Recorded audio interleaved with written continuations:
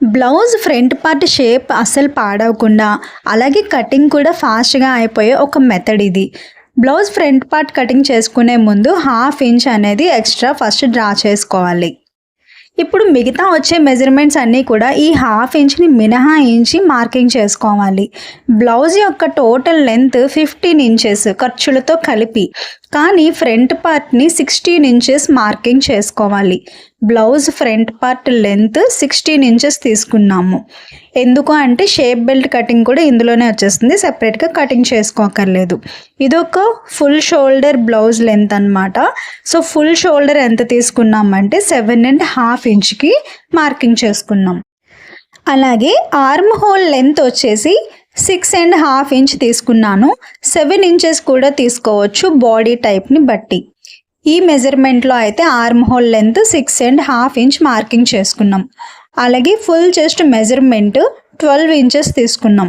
ఈ blouse boat neck model రాబోతుంది, అందుకనే నేను ఫుల్ షోల్డర్ మెజర్మెంట్ తీసుకున్నాను. మళ్ళీ రిపీట్ చేస్తున్నా. ఫుల్ చెస్ట్ మెజర్మెంట్ వచ్చేసి 12 ఇంచెస్ వరకు తీసుకున్నాను. ఇప్పుడు వెస్ట్ మెజర్మెంట్. వెస్ట్ మెజర్మెంట్ అంటే తెలుసు కదండి, నడుము కొలత వచ్చేసి 11 ఇంచెస్ వరకు తీసుకున్నాను.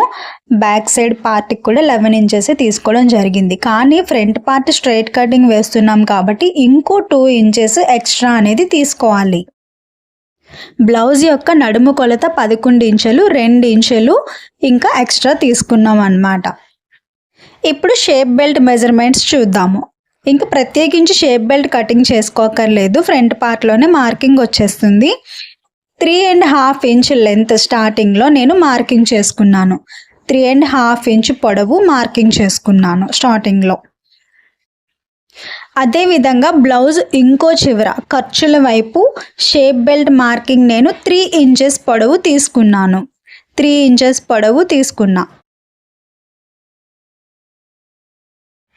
ఇప్పుడు బ్లౌజ్ స్టార్టింగ్ నుంచి నడుము కొలత దగ్గర మనం ఒక 4 ఇంచెస్ వరకు విడ్త్ అనేది తీసుకుంటున్నాం.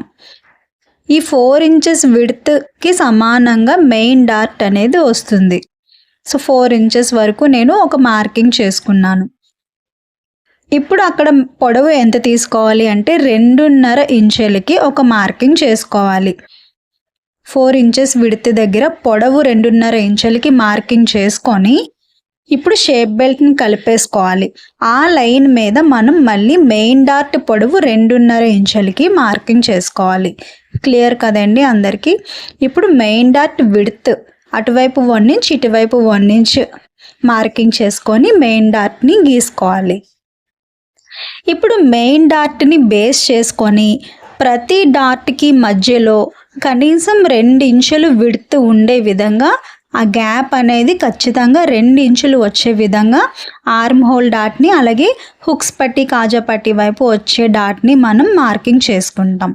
ఈ 3 డాట్స్కి మధ్యలో విడ్త్ అనేది సరిగ్గా 2 ఇంచులు మాత్రమే ఉండాలి. ఈ విధంగా బ్లౌజ్ కటింగ్ చేసుకుంటే ఫ్రంట్ పార్ట్ బాగా వస్తుంది. మీరు కావాలనుకుంటే 4th డాట్ కూడా మార్కింగ్ చేసుకోవచ్చు, కానీ ఈ వీడియోలో నేను 3 టక్స్ బ్లౌజ్ మార్కింగ్ మాత్రమే చూపిస్తున్నాను.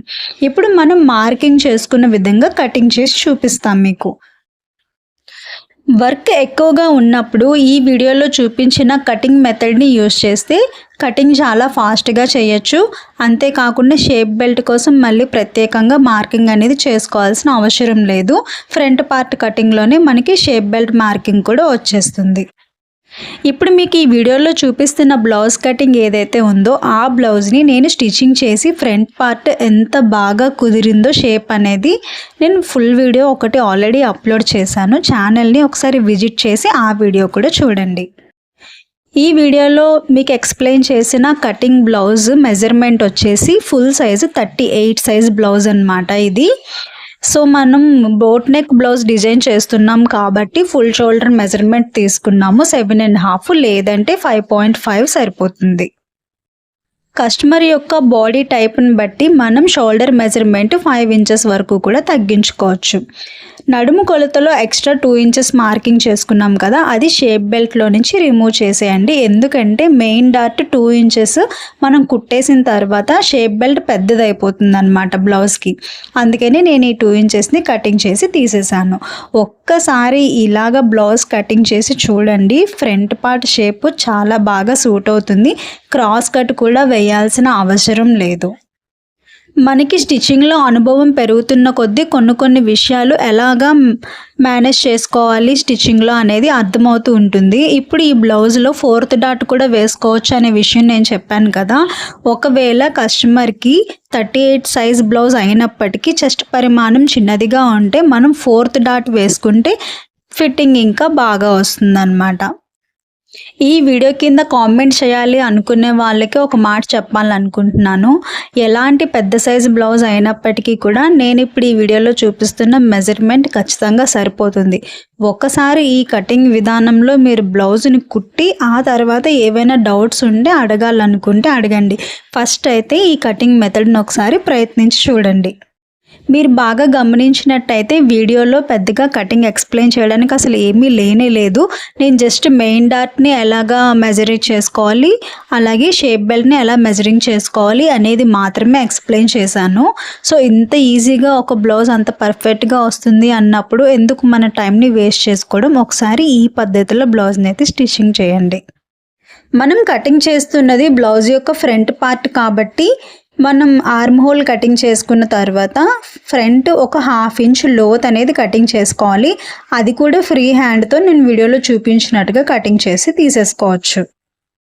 ఎన్నో బ్లౌజులు ట్రై చేసి కటింగ్ సరిగ్గా రాకనో స్టిచ్చింగ్ సరిగ్గా కుదరకనో ఇబ్బంది పడి ఫెయిల్యూర్స్ చూసిన వాళ్ళందరికీ కూడా ఈ బ్లౌజ్ కటింగ్ అనేది ఒకసారి ట్రై చేసిన తర్వాత అయితే చాలా నచ్చుతుంది. ఒక ఈజీ మెథడ్లో మన పని ఇంకా సులువుగా అవుతుంది అనుకున్నప్పుడు ఆ పనిని ప్రయత్నించడంలో తప్పేమీ లేదు కదా. సో మీకు బాగా అలవాటున్న మెజర్మెంట్స్ బ్లౌజ్ ఏదైతే ఉంటుందో ఒక్కసారి ఈ కటింగ్ మెథడ్ని ప్రయత్నించి చూడండి.